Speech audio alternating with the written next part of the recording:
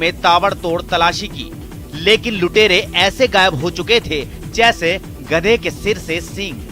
फिलहाल लूट की इस बड़ी वारदात के बाद व्यापारियों में आक्रोश है। नकाब, मुंह पर नकाब और रुमाल लगा रखी वाइट। कितना लोग? गाड़ी कौन सी? गाड़ी सफेद कलर की, नंबर प्लेट ही को नहीं। कौन सी गाड़ी? गाड़ी जड़े तक आईडी है मारुति की स्विफ्ट ही। कितना जाना? एक ड्राइवर चला रहे हो, एक ड्राइवर सीट पर बैठे हो, एक जन उतरे हो, पीछे भी एक या दो जना हो सके। चूरू में चोरों की कितनी चांदी है, इसका अंदाजा आप ये सीसीटीवी देखकर लगा सकते हैं। आपको क्या लगा कि कोई अपने घर में कोई चीज ढूंढ रहा है? लग तो यही रहा है, लेकिन सच्चाई वो नहीं जो आपको दिख रही है। सच्चाई तो ये है कि मिठाई की दुकान में घुसा ये शख्स एक चोर है। दरअसल चूरू के कलेक्ट्रेट रोड में एक ही रात 3 दुकानों के ताले तोड़कर चोरी की वारदात को अंजाम दिया गया। आरोपी ने पहले एक गाड़ी मोटर कबाड़ खाने की दुकान का ताला तोड़ा, फिर फाइनेंस कंपनी का ताला तोड़ा और बाद में मिठाई की दुकान का ताला तोड़कर उसमें घुस गया। मिठाई की दुकान के कारखाने में वो करीब 15 मिनट रहा, जहां से उसने काजू मावा, केसर और मिठाई में डालने वाले कलर और दूसरे सामान चुराए और फिर बड़े आराम से निकल गया। 2-3 केसर के डिब्बे थे उसमें, एक कटर था, ऐसे छोटा बड़ा 2-3 आइटम उसमें वो निकाल दिए। लगभग 14-15 मिनट ऊपर रहा है वो। पुलिस की गिरफ्त में आए ये वो शातिर हैं जिन्होंने चाकू की नोक पर CMS कंपनी के एक कर्मचारी विकास से 20 लाख की लूट को अंजाम दिया था। लेकिन शातिर ज्यादा दिन तक पुलिस को चकमा नहीं दे पाए और धर दबोचे गए। पुलिस के मुताबिक आरोपियों में एक पहले उसी कंपनी में काम करता था, लेकिन कैश में हेराफेरी की शिकायत के बाद दीपक वैष्णव नाम का ये आरोपी कंपनी से नाराज था और बदला लेने की फिराक में था। बदले की इस आग में जलते दीपक ने जेल की सजा काट चुके अपने ममेरे भाई से संपर्क किया और फिर दोनों ने 2 अन्य युवकों के साथ मिलकर विकास से 20 लाख रुपए लूट लिए, जिसके बाद हरकत में आई पुलिस ने सीसीटीवी फुटेज के आधार पर आरोपियों की पहचान की और 2 को अपनी गिरफ्त में ले लिया है। हालांकि 2 आरोपी अभी भी फरार हैं। एक मुलजिम दीपक वैष्णव और दूसरा हर्ष वैष्णव को गिरफ्तार किया जाता है। इसके बाद इनसे कुछ कैश, मोबाइल, दोनों बाइक और चाकू चिन्हित कर लिए गए हैं, जो कि जल्दी ही बरामद कर लिए जाएंगे। जाको राखे साइयां मार सके न कोई, ये कहावत झुंझुनू में सच साबित हुई, जब ट्रैक्टर के नीचे आने के बावजूद पूरे परिवार की जान बच गई। हुआ यूं कि झुंझुनू में एक बेकाबू ट्रैक्टर ने एक बाइक पर सवार 4 लोगों को टक्कर मार दी। यह हादसा उस वक्त हुआ जब एक शख्स अपनी पत्नी और 2 बच्चों के साथ उस बाइक से जा रहा था। सड़क के किनारे इक्का दुक्का लोग भी घूम रहे थे। तभी पीछे से मोटरसाइकिल पर सवार 4 लोग वहां पहुंचे और उनके पीछे से आ रहे तेज रफ्तार ट्रैक्टर ने उन्हें जोरदार टक्कर मार दी। टक्कर लगते ही चारों मोटरसाइकिल से दूर सड़क के किनारे पर गिर पड़े और ट्रैक्टर उनके ऊपर से निकल गया।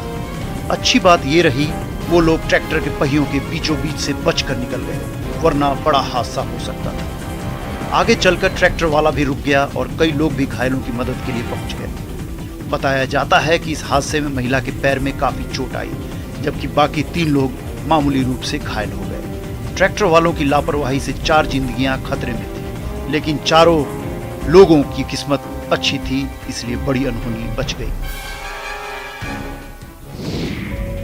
कोरोना वायरस के प्रहार से बर्बाद हुए पर्यटन को पंख रखने का वक्त आ गया है।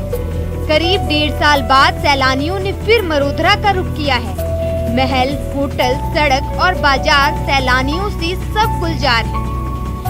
खासकर लीक सिटी उदयपुर में बड़ी तादाद में पर्यटक मौज मस्ती के लिए पहुंचे हैं। फतेह सागर झील, पिछोला झील और सहेलियों की बाड़ी में पैर रखने की जगह नहीं है। और हम यहाँ पूरी फैमिली के साथ आए हुए हैं उदयपुर, और हम बहुत बार भी आ चुके हैं और बहुत अच्छी सिटी है उदयपुर। अभी हमने सिटी पैलेस देखा, सहेलियों की बाड़ी देखा और अभी बहुत सारा घूमने का बाकी है। और यहाँ पे मैं घूमने आया हूँ उदयपुर सिटी में। उदयपुर सिटी बहुत ही अच्छा है, बहुत ही मतलब यहाँ पे घूमने के प्लेस बहुत ज़्यादा है, बहुत किले है, बहुत गार्डन है, बोटिंग की वगैरह व्यवस्था है उसमें। महामारी की वजह से मई जून के सीजन में यहाँ सन्नाटा पसरा रहा, लेकिन अब एक बार फिर सैलानियों की चहलकदमी बढ़ी है। उदयपुर में गुजराती पर्यटकों का जमावड़ा ज्यादा है। पिछले साल के मुकाबले पर्यटकों की संख्या महज 20% है। फिर भी कारोबारियों के चेहरे पर खुशी लौटी है। और अब देख लेते हैं कुछ अन्य राज्यों की खबरें। दुनिया में एक बार फिर मोदी का डंका बजा है।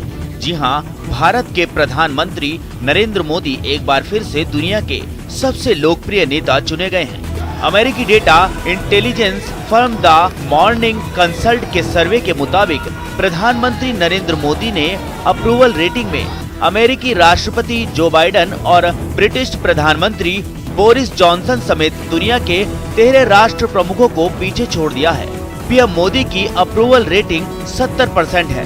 5 नवंबर को अपडेट किए गए इस सर्वे में भारतीय प्रधानमंत्री दुनिया के कई राष्ट्रपतियों और प्रधानमंत्रियों से काफी आगे हैं। पीएम मोदी ने मैक्सिकन राष्ट्रपति Andres Manuel Lopez Obrador, Italy के प्रधानमंत्री Mario Draghi, German chancellor Angela Merkel, अमेरिकी राष्ट्रपति जो बाइडेन समेत कई बड़े नेताओं को लोकप्रियता के ग्राफ में पीछे छोड़ दिया है। इस लिस्ट में ऑस्ट्रेलिया के प्रधानमंत्री स्कॉट मॉरिसन, कनाडा के प्रधानमंत्री Justin Trudeau, British PM Boris Johnson और ब्राजीलियन राष्ट्रपति जेर बोल्सोनेरो भी शामिल है।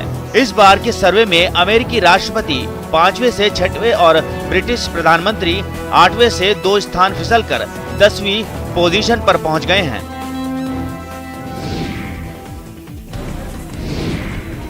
मुंबई के कांदिवली इलाके में उड़ती आग की ऊंची ऊंची लपटों से हड़कंप मच गया।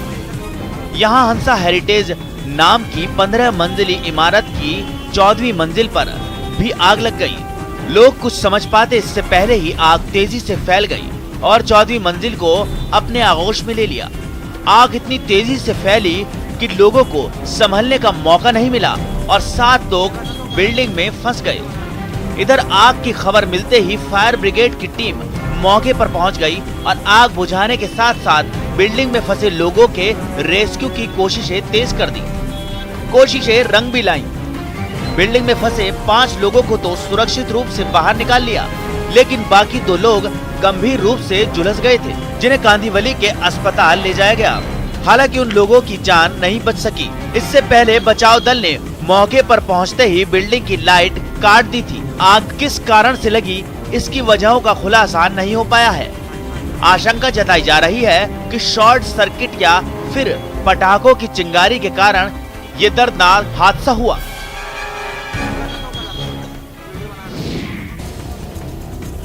गुजरात के खेड़ा में शोलों की विनाशलीला देखने को मिली, जहां टाउन थाना परिसर देखते ही देखते आग के आगोश में आ गया। आग इतनी भयंकर थी कि उसने पूरे थाने परिसर को अपनी चपेट में ले लिया और थाना परिसर में रखे बाइक, कार और ऑटो रिक्शा समेत 25 से ज्यादा वाहन जलकर राख हो गए। बताया जाता है कि ये सभी पब्लिक वाहन थे, जिन्हें अलग अलग कारणों से जब्त कर थाना परिसर में रखा गया था।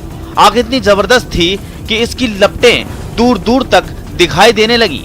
आग लगने की खबर मिलने के बाद दमकल की कई गाड़ियां मौके पर पहुंच गईं और आग बुझाने का काम शुरू किया गया, लेकिन आग इतनी भीषण थी कि फायर ब्रिगेड को आग बुझाने में बड़ी मुश्किलों का सामना करना पड़ा। हालांकि कई घंटों की कड़ी मशक्कत के बाद आग पर काबू पा लिया गया। इस बीच ये खबर राहत देने वाली रही कि इस बड़ी आगलगी में किसी की जान नहीं गई। पटना के दानापुर से एक डराने वाली तस्वीर सामने आई। वहां फुलवारी शरीफ इलाके में कार्यक्रम के लिए लगाए गए पंडाल में अचानक आग भड़क उठी। आशंका जताई जा रही है ये आग किसी पटाखे से निकली चिंगारी की वजह से लगी। देखते देखते चिंगारी शोलों में तब्दील हो गई, जिसकी वजह से आधे से ज्यादा पंडाल जलकर राख हो गए। उस जगह पर ऐसी लपटें उठी कि जिसने भी देखा वो खौफ से भर गया।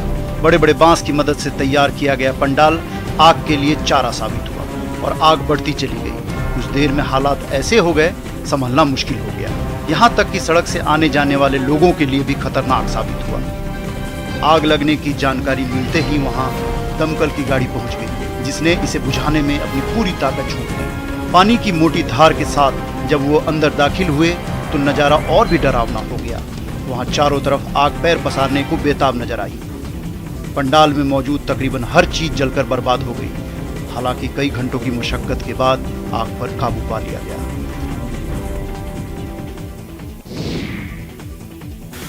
सड़क अखाड़े में तब्दील हो गई थी। लोग एक दूसरे की जान लेने पर उतारू थे। दोनों तरफ के लोगों ने एक दूसरे पर इतनी लाठियां चलाई कि देखने वाले भी दंग रह गए। हैरान करने वाली ये तस्वीरें उत्तर प्रदेश के संभल की हैं, जहां एक ही परिवार के लोग एक दूसरे के जान के दुश्मन बन गए। गाली गलौज और मारपीट। इस भिड़ंत में महिलाओं ने भी अपना दमखम दिखाया। महिलाओं ने भी लठ उठाए और एक दूसरे पर जमकर वार किए। एक महिला ने तो सामने वाले गुट के एक आदमी के बाल पकड़कर उसे पूरी तरह झकझोर दिया, जिनमें से कुछ लोगों ने इसका वीडियो भी बनाया। हमारे देश में पारिवारिक झगड़ों के सड़क पर आने में देर नहीं लगती। जरा सी बात पर शुरू हुए विवाद कब हाथापाई में बदल जाएं पता नहीं। संभल में बीच बाजार मची मारपीट की भी यह वजह थी। आपसी कलह की वजह से एक ही परिवार के लोग आपस में ऐसे उलझे कि सड़क को अखाड़ा बना दिया और काफी देर तक एक दूसरे पर लाठियां बरसाते रहे। दिवाली बीत गई, लेकिन मध्य प्रदेश सरकार ने सफाई अभियान जारी रखा है। ऐसी ही एक सफाई अभियान मंदसौर में देखने को मिला, जहां सरकारी जमीन पर बने अवैध निर्माण को जमींदोज कर दिया गया। सरकारी जमीन पर कब्जा कर दबंगों ने शोरूम बना डाला, जिसे खुदाई करने वाली मशीन की मदद से मिट्टी में मिला दिया गया। बताया गया कि जिस शोरूम पर कार्रवाई हुई, इसके मालिक को पहले ही नोटिस दिया जा चुका था, जिसके बाद वहां तहसीलदार के साथ पुलिस टीम की मौजूदगी में मशीन बुलाई गई और कब्जे वाली जमीन पर बुलडोजर चला दिया गया। बताया जा रहा है कि जिस जमीन को कब्जा मुक्त कराया गया उसकी कीमत 5 करोड़ थी। इसके साथ ही आसपास की कई दुकानों को भी तोड़ा गया, जिससे वहां काफी देर तक धुएं का गुबार सा छाया रहा। दरअसल मध्य प्रदेश में सरकार एंटी माफिया अभियान चला रही है, जिसके बारे में कई बार मुख्यमंत्री शिवराज सिंह चौहान भी बता चुके हैं। इसमें सरकारी जमीनों से दबंगों के कब्जे हटाने का काम जोर शोर से जारी है। मंदसौर में हुई कार्रवाई भी उसी का हिस्सा थी। सरकार और कृषि वैज्ञानिकों की तमाम कोशिशों के बावजूद पंजाब के किसान पराली जलाने से बाज नहीं आ रहे।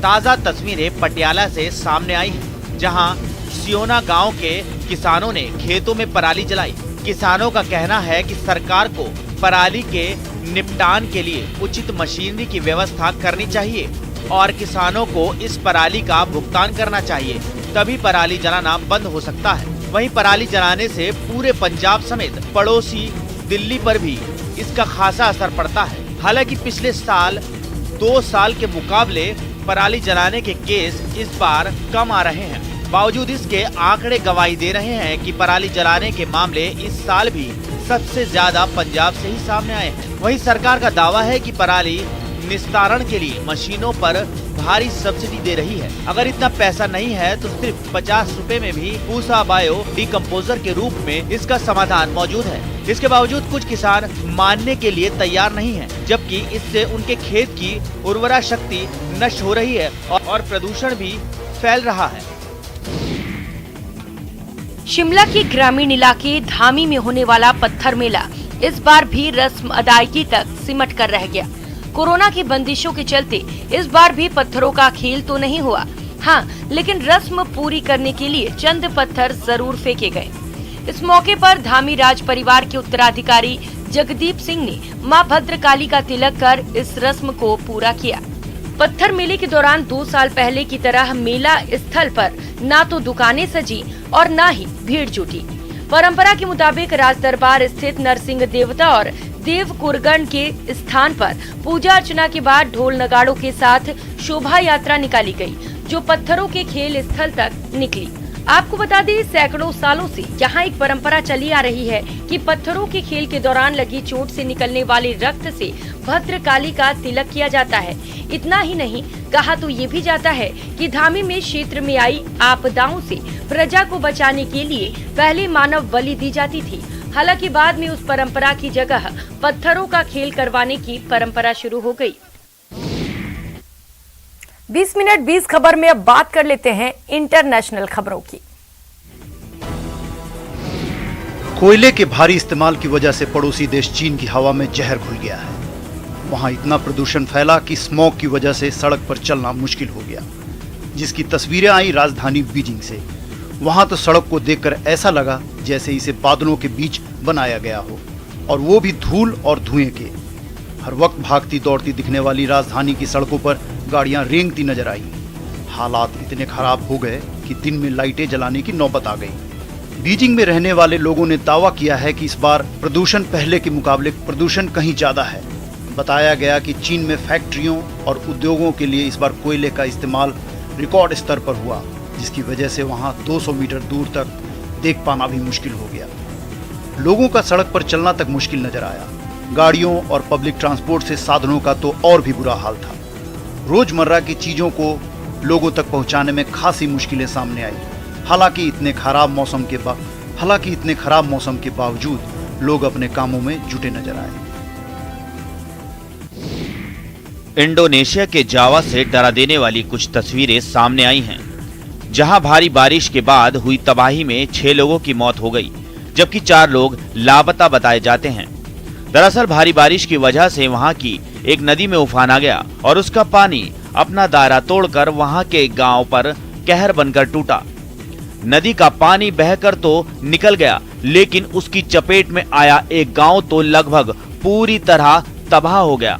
कुछ मकान पानी के साथ आए मलबे में दफन हो गए और रास्ते मिट्टी से सन गए। कुछ मकान आधे ढहकर बस गिरने को तैयार दिखे। इस कहर के आगे कई पेड़ भी धराशायी हो गए। कुछ लोगों के मिट्टी और मलबे में दबे होने की आशंका जताई गई और इसलिए रेस्क्यू ऑपरेशन की कई टीमें गांव के लोगों की मदद से लापता लोगों की तलाश में जुटी दिखी। इस दौरान मलबे के नीचे से कुछ शवों को भी निकाला गया। हालांकि इस मुश्किल हालात में उन्हें भी काम शुरू करने से पहले काफी दिक्कतों का सामना करना पड़ा, क्योंकि बारिश की वजह से वहां काफी फिसलन भी थी। यूरोप के देश बोस्निया में बेहिसाब बारिश ने लोगों के सामने मुश्किलें खड़ी कर दी। वहां भारी बारिश की वजह से बाढ़ जैसे हालात बन गए। जिन इलाकों में इसका सबसे ज्यादा असर हुआ उनमें राजधानी सारायेवो भी शामिल है, जहां सैलाब के सितम के आगे सब बेबस नजर आए। शहर की चमचमाती सड़कें पानी में गुम हो गईं और उन पर नावें चलने लगीं। सामने आई एक तस्वीर में ऐसी ही एक नाव की मदद से राहत और बचाव दल के लोग पानी में फंसे लोगों को बाहर निकालते दिखे। वहां से बहने वाली एक नदी तो सब कुछ लील लेने के लिए बेताब दिखी। इतना ही नहीं, कुछ मकानों की पहली मंजिल और कुछ गाड़ियां पानी में पूरी तरह डूब गईं। इसी बीच राहत और बचाव दल के लोग भी इस परेशानी से जूझते दिखे। उन लोगों ने पानी में फंसी गाड़ियों को निकालकर सुरक्षित जगहों पर पहुंचाया। हालात बिगड़े तो वहां के कई लोगों के सामने घर बार छोड़ने की भी नौबत आ गई। एक खतरा और भी था जिससे वहां के लोग खौफ से भर गए। वो खतरा ये था कि शहर के बगल से बहने वाली नदी में तेजी से कटान होने लगा, जिसके बाद प्रशासन की टीम ने मोर्चा संभाला और उसे रोकने की कोशिशें तेज कर दी। नदी के किनारे पत्थर और मलबे डाले गए ताकि कटान से होने वाले नुकसान को कम किया जा सके।